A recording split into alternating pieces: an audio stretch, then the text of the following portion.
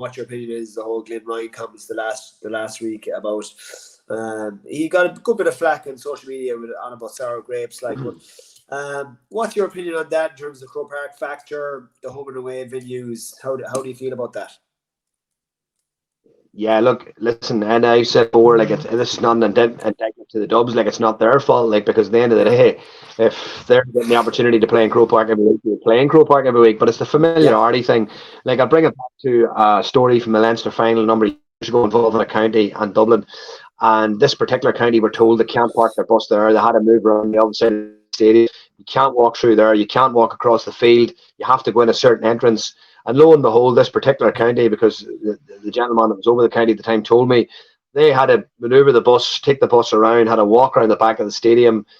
And when they got in and looked out onto the field, the Dublin players were just strolling across the field in their flip-flops and their earphones in. Do you know what I mean? You know, and you're just going like, those are probably the advantages that Glenn's talking about as regards Croke Park. I'm sure the familiarity of Croke Park, their own changing rooms, their own setup, you know, knowing the surroundings of it. But I'm sort of more gauging towards the fact that they're not playing enough games in other venues. Like, I give my own example, and in 2016, they played Laois in Nolan Park, but it was actually a home game for Laois. But Port Laois in 2016 wasn't deemed fit enough to host that game. Okay? So in 2017, Carlow had a home fixture against them. I was involved at the time. And Netwatch Cullen wasn't deemed fit enough. So the game was moved to Port Laois. Do you know what I mean? That the previous year wasn't deemed fit enough for Laois versus Dublin, but yet it was deemed fit enough. So it seems to be a situation where we'll play anywhere but their ground. You know, we'll play them down the road or we'll play them here, but we're not playing them in their ground, you know. And I think a great leveler is probably the wrong word to use, but it would certainly bring them back to the pack slightly if they had to go to the likes of Offaly to play, Tullamore to play Offaly, or go to Mullingar.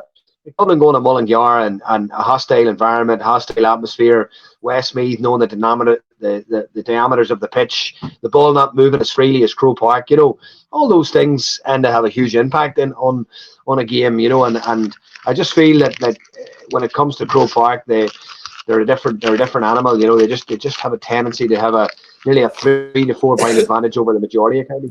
Well, is it, Stevie? Is it a coincidence? And look at this. I don't want to get obviously. The last 10 years, we've been, you know, we witnessed one of the best teams of all time in that Dublin team. But is it a coincidence? Obviously, since 2011, Dublin's most successful period in that time, and they've moved all their league games, home games into Croke Park. Is that a coincidence? As in, you're about familiarity there. Like, to me, I don't think. Go on, yeah. No, like, familiarity is a wonderful thing. Like, it's not even so much what it's doing to Dublin; it's the exposure that other counties get. So, for example, take Armagh. Right, let's take Armagh for an example. Right, Armagh played in Croke Park once last year. No, twice. They played Dublin in the National League, and they played Galway in an All-Ireland quarter-final. Right. Armagh could perceivably. Go on. Sorry. Yeah, Armagh could perceivably be in an All-Ireland semi-final this year, just for talk's sake, right? And maybe possibly not have played a game in Croke Park. Yeah. Do you know what I mean? And you're sort of thinking to yourself, they could play a Dublin team who have maybe played 10 games in Croke Park this year. That's a massive, massive advantage, you know. And I'm just thinking of the likes of Offaly there at the weekend, who played in Croke Park against Louth, they did experience them now. I don't agree with it from a number of reasons, and I've said this about the local championship here in Newry as well. A lot of championship games moved to the county grounds in Newry. The atmosphere is soulless. It's a big stand. There's only a couple of hundred people in the stand.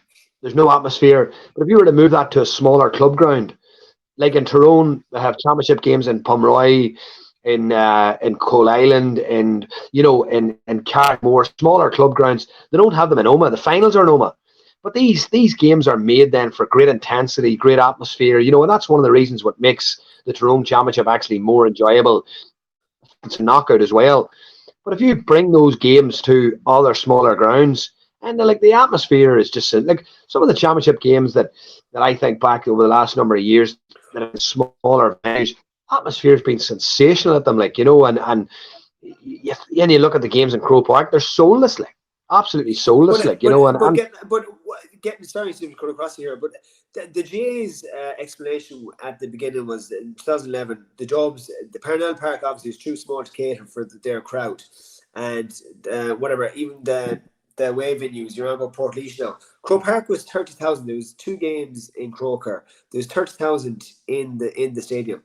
So obviously that argument now is void. They can't. That argument's redundant. Yeah, it is. So I don't see the problem here. And I'm not. This is not like, and people have to understand. This is not a dig at the Dublin team here, but it's the hierarchy here in Croke Park here. It is. Look at it. Obviously, the 2 of us have been involved in intercounty. It's the obviously 2 competitive guys here, and if your competitor is getting an edge on you, which Dublin clearly are by having all their league games in Croke Park, well then you're not exactly going to be that happy about that. Yeah, like it is a clear advantage, and obviously this is not Dublin. Again, I'm going to reiterate this. This is not Dublin's fault, but this is Croke Park's fault here. Like take Mayo for example, right? Mayo and Down could be the same way. I'm not sure in terms of finances, right? I know from my own home county, Mayo finances are crippled from building that stand. They're 10 million in the hole here. So their repayments on that debt every month are huge, Stephen. So obviously the grassroots are going to be affected by that. The senior teams are going to be affected by that. So you telling me that's not another disadvantage here? Like Dublin, for instance, they don't have to worry about that. They don't have a stadium like that, 10 million to pay off. So all their money, all their finances is going into underage coaching. So it's a domino effect here. So by rights, Croke Park should be writing that debt off from Mayo in that case, because why should Dublin get, that advantage, and Mayo are being crippled here by having to pay off that debt because they don't have, obviously Croke Park is Dublin's home venue here. Yeah, no, I completely agree, and look, I think a lot of the variables, external variables, as you would call them, a lot of those external variables are really, really weighed in Dublin's favour, off the field. And as you say, that's not an indictment of the Dublin senior team himself. It's nothing to do with the player. No dig at Dublin GAA in general, because if you were getting an advantage, of course you're going to take it. You're not going to turn around and say, oh, no, look, we don't want to play here. And I've heard Dublin players come out and say, we don't care where we play anywhere. Yeah. And I am sure lads will play anywhere. I am sure the Dublin supporters love National League games, going to Omagh, going to Clonus, going to places like Ballybuffet, the true hardcore fans that follow Dublin home and away. I'm sure they love those weekends away because they're getting out of the capital. They're seeing our parts of the country. They're going for a few pints. The players are playing at different venues. They're seeing the passion of GA in the north here. They're seeing the passion of Ulster Gaels and how much the GA means to us in Ulster. And that's a big, big thing for players and supporters, and I think it's something that definitely has to be looked at, and moving forward, because Croke Park's becoming very, very soulless. I've seen someone put out something about the premium ticket holders and the corporate boxes and stuff like that. But look, tough. There's plenty of games going to be played throughout the course of the year that you can go and use your corporate tickets or your premium tickets or whatever, But like I just feel 100% that there's a serious what you would call unfair balance in the external variables in the GA at the minute, and listen, even a solution to it is very straightforward.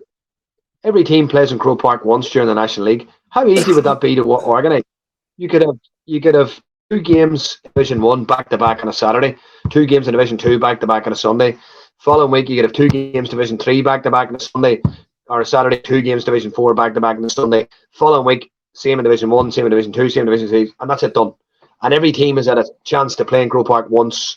Imagine doing that, and giving the counties an opportunity then to experience the dynamics of Croke Park, to experience the changing rooms, to experience the driving in the bus. All those wee things, all those wee variables matter, like absolutely matter, absolutely matter.